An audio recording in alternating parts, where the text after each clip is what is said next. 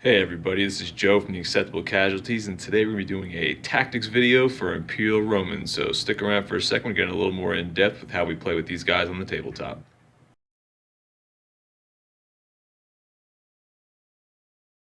Alright, so here we have our 400 points of Imperial Romans for Hail Caesar. We usually play between 300 and 400 points. Sometimes we mix in some scenario games and stuff like that make the points total vary. But for the tactics video, I'm going to try to keep it at around 400 points and show you guys how I play those on the tabletop. So I'm going to go over the list right now, and then we'll start breaking it down for how I actually play these guys. So the core, my first division, is usually 6 units of Imperial Legionnaires. There's going to be 1 veteran unit in there, depending on how I build the list. Sometimes I can put in 2 elites, and my general down here has leadership 9. This is pretty much the backbone of the list, my workhorse and core of the whole army. Over here, we have my 2nd division, which is my cavalry auxiliary, usually paired up with a small unit of light auxiliary archers as well. So this is usually on the flanks for just support for that 1st division of legionnaires. Over here on this side, I have my medium auxiliary infantry supported by the scorpion bolt thrower and a small unit of archers. These guys usually use as range support and kind of just hold the left or right flank of the legionnaires, so I don't get rolled up or anything like that. So this is roughly my 400 point list. Like I said, this changes a little bit, but I'll be back in a second to go over how I set up my battle line deployment and everything else that goes with it as far as how the game unfolds.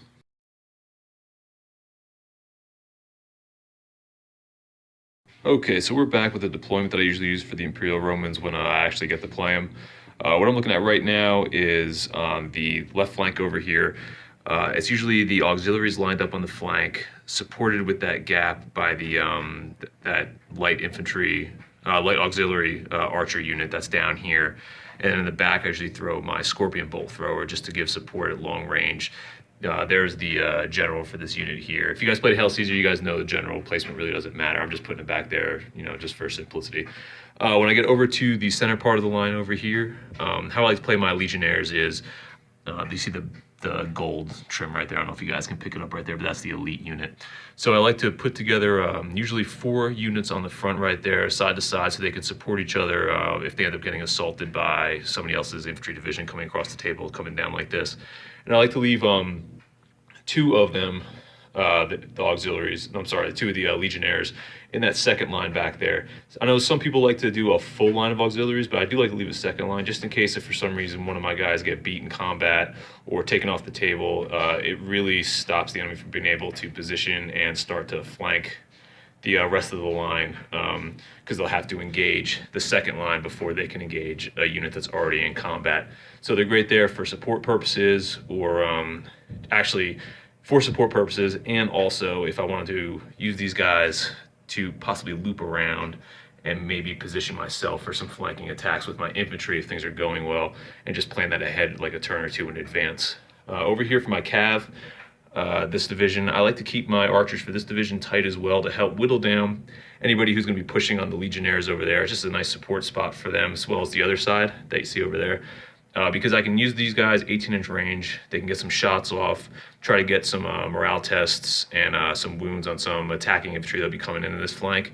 And if I need to, I can also swing these guys and bump them up against the side of that line right there and give them some extra support attacks and close combat for the legionnaires. So I like to keep these guys here because they get a decent field of fire, as well as some support options that are in very close range. For the cavalry for this division, I like to kind of string them out on the flank.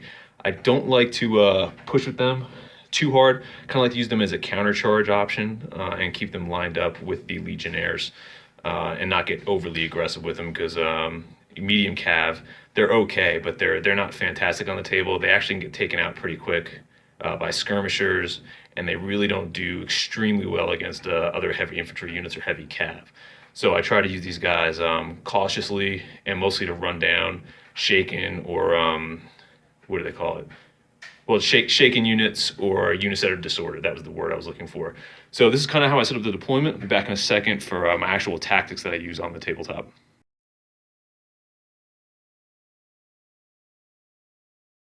Okay, so we're back, and this is going to be the tactical portion of the video right now. So when I usually line these guys up, set up my battle line, this is the formation I tend to stick to when I play these guys. I know Vin plays them a little bit differently, but when I run the Romans, this is pretty standard. I really don't vary from this setup as well. I like to dictate what my opponent's going to do. So I usually I set up like this and make the changes to how they're going to deploy. So when I set up my battle line across the table right here, and it's my turn to go, everything revolves around this unit right here. So I will always use this division first as far as activation and movement. I like to move this entire unit, all three divisions, up the table as a continuous block. So it all really bases around these guys. I don't like to get too aggressive with them. I try to stick within 1 or 2 orders of movement, just gradually moving up like 6 to 12 inches, because I do get the re-roll. So I could be aggressive if I really wanted to in the right times, but I try to use the early turns to gradually gain ground and try to get better positions, whether, with the terrain placement, is there's hills, there's forests or anything like that, and try to use the terrain to help protect my flanks a little bit better. So these guys are always activated first in this same formation. I don't break this up unless, mid-late game where it actually calls for it, and I need to support some different areas of my battle line. So I'll move these guys up twice, and then that opens up what I want to do for my flanks. Over here with the supporting division over here, like I said, I like to keep them moving exactly the same way as the Legionnaires. I don't want to overextend these guys. They're okay in close combat being medium infantry, but since there's only 2 units of them, and I'll have mostly range support there, I don't want to get these guys dug into close combat. I almost want to keep them there as a guard unit for the flank, keep the opposing army, keep them honest, and give them a target on the flank so they don't just come and whittle down the flanks of this battle line here for the Romans. Over on this side, excuse me. Over on this side, it's kind of the same thing with the cav. They're there to really support that Legionnaire line right there, and almost as a deterrent for cavalry, because you usually try to get your cavalry matched up on cavalry, because if not, you're just gonna, I don't say you're gonna get smoked by somebody else's cav if you don't have cav over there. But you usually want to match cav on cav if the deployment works out for you, if you're just doing a pitched battle. If not, then you kind of set it up based on the scenario, which really doesn't kind of fit this tactical video right now. This is more just based on pitched battles right here.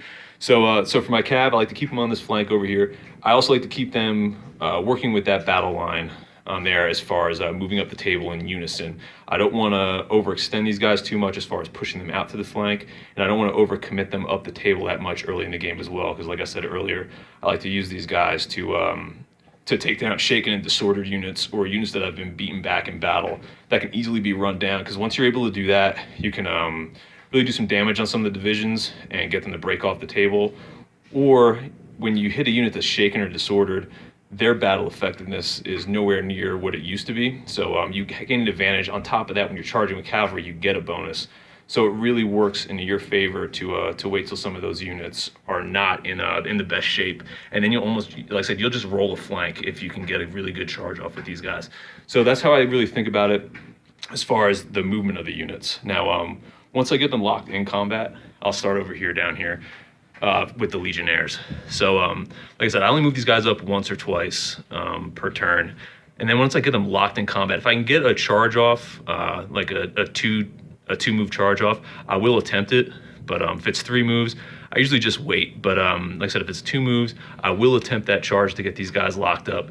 And if I go for the attempted charge, I will push up both of these supporting units into the backs if I'm going to be the one doing the charge, because the extra support dice that you get from throwing the pilas and the short range attacks in close combat from those supporting units make a huge difference, because the pilas from the Romans take their morale test for the enemy down a point.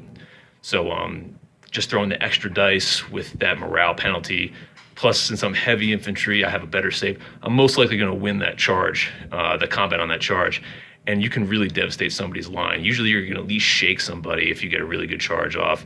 If you're lucky, you might actually get them break from the table, and once that starts to happen, you can start using these back supporting guys to branch out around the line once you get your consolidation move, and set yourself up for the next turn to start shooting around the gaps that you've created by winning these combats, or punch through the middle if you end up winning those middle combats.